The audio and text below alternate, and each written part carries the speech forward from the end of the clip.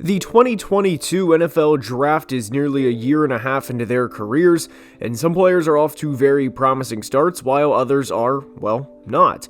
Evan Neal is a part of the 2022 draft class, and he made some headlines this week for all the wrong reasons, and we will get to not just Evan, but several other players from the 2022 draft class in today's video. But this is the first Your Take Not Mine video, where I make a post in the community tab and feature a few takes from the community tab and reply to them in depth. I've seen NBA YouTuber Hoops Reference do this several times in his channel and wanted to do a video like this, and given the 2022 draft class is disappointing is the title of today's video, that along with a few other questions will be discussed at length. And we are starting today's video with the 2022 draft being the worst draft class in the last decade, and that Travon Walker will go down as one of the most underwhelming first overall picks ever. For the Travon part specifically, I agree, but not just from his own doing.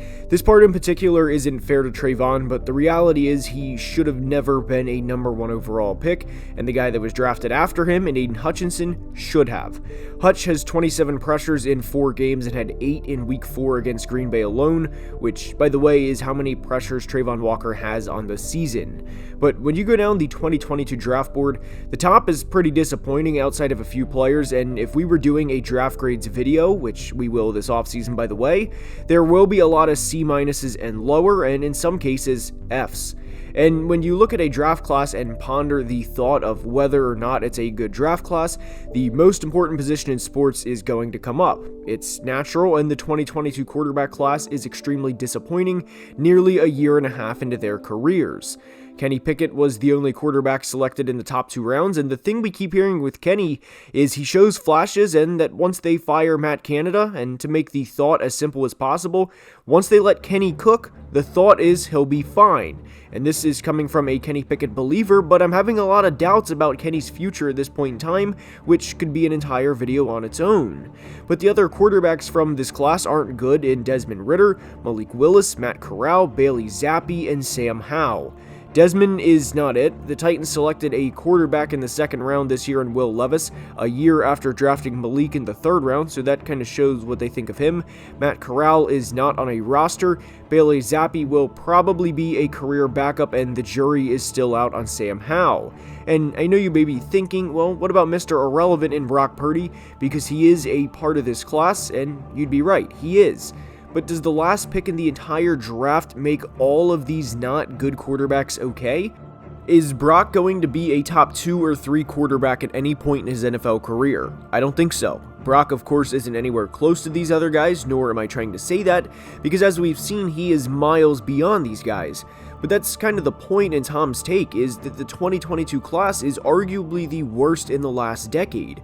And obviously with 7 rounds, there's going to be big hits, as not every player is going to be a draft bust, but there's a lot of disappointing picks in the 1st round a little over a year later, as in more than usual. Evan Neal was the number 7 overall pick and hasn't improved from 22 to 23, and has allowed 20 pressures in 4 games, a year after allowing 52 pressures and 8 sacks in his rookie year. Panthers tackle Ike Mekwonu has 7 penalties in 4 games in 2023 and has declined 2 as he's allowed 9 pressures and 2 sacks in the 1st quarter of the year, both increases, or at least on pace, from what his rookie year was. The class this would compete with is 2013, but even the 2013 class has players like Travis Kelce, DeAndre Hopkins, and Lane Johnson, to name a few. And I think a big reason I would agree with Tom's take is if you ask the average NFL fan who the number 1 overall pick was in 2022, a lot more people wouldn't be able to answer than you realize.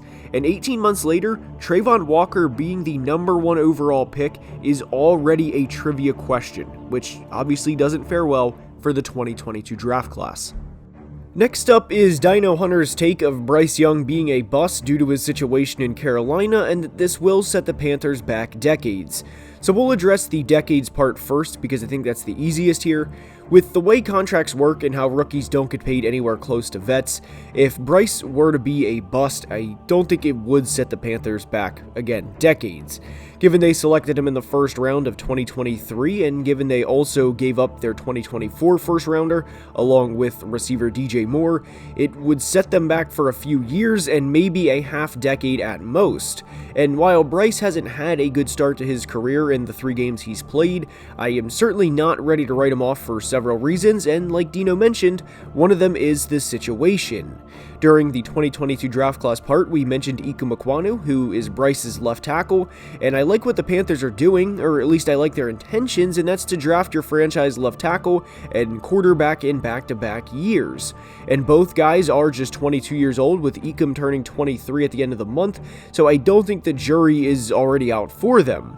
But from a receiving standpoint, I do agree Bryce's situation is bad, and his leading receivers through 3 games, at least the 3 games Bryce has played, are Adam Thielen, DJ Chark, and Terrace Marshall Jr. And whenever a young quarterback is struggling early on, I usually think to myself or try and picture and see if any other elite quarterback, like a Mahomes or Allen, could enter this situation and be anywhere close to the player we know each of those guys are today. And the answer is no, which of course is going to impact a rookie's play, and not only a rookie's play, but a guy who is already smaller than a lot of other players at his position, and a guy who again doesn't have a lot of help to begin with. Hindsight is always 20/20, but the one thing I desperately wish this franchise would have done, and I'd be eager to see where Panthers fans stand on this, but the Rams offered 2 first-round picks and a second-round pick for Brian Burns, and given they ended up trading a haul for Bryce Young, this would have helped them through the rebuild in a big way, and it would certainly help Bryce Young throw to better targets than he currently has. The big thing to remember with Bryce, though, is we're only a quarter of a way through his rookie season, and some of the mistakes he's made so far are not only correctable, but the interception specifically thrown to Jesse Bates in Week 1 was also a good defensive play, and on that interception, it wouldn't have mattered if Justin Jefferson, Tyreek Hill, or whoever was the receiver. Defensive players are paid to make plays too, and interceptions happen. The only thing that I wish the Panthers would do with Bryce is really embrace that he's going to make mistakes early on. Embrace that there's going to be growing pains.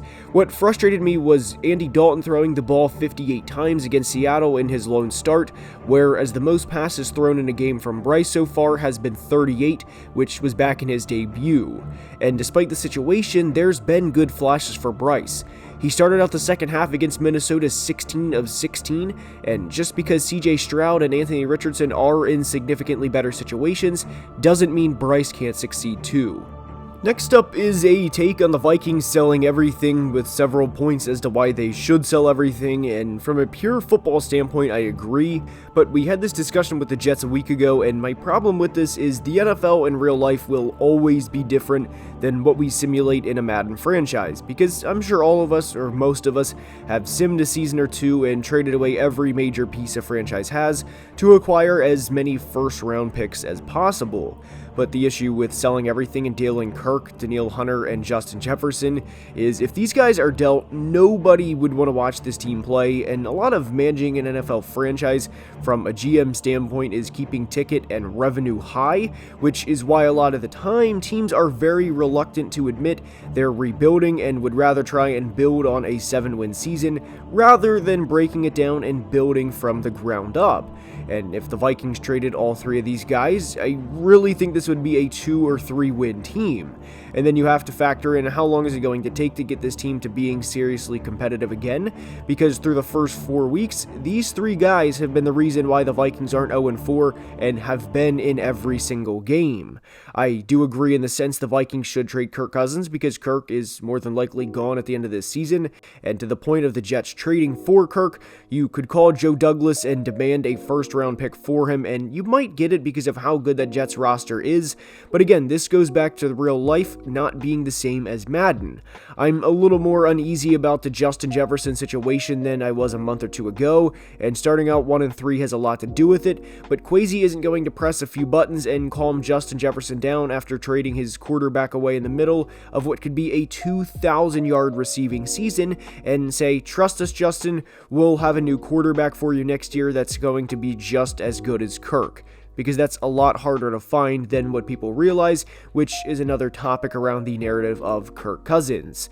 I do agree that Justin wouldn't want to sit through a rebuild, and you can't blame him, because he has had a truly legendary start to his career, and if he stays healthy, he will have the most receiving yards of any player through their first 4 seasons. So in the midst of the contract extension for Jefferson this offseason, I think the Vikings have to field calls knowing how bad the defense is and not knowing what the future quarterback situation motivation is. Because this roster isn't a player or two away from winning the Super Bowl. They're several players away. Trading away everybody midseason isn't feasible, but I don't entirely hate this idea in the offseason. And at this point, I would try and keep Harrison Smith a lifelong Viking, and I really don't think his trade value would be much more than a 6th round pick, because he will be a 35-year-old safety next year, and even a 6th round pick may be too much. Next is a comment from Hunt that says Mac Jones is a starting caliber quarterback but doesn't get the support he needs from Bill. And I personally disagree with this take, as I don't think Mac Jones is a consistent starting caliber quarterback in the NFL.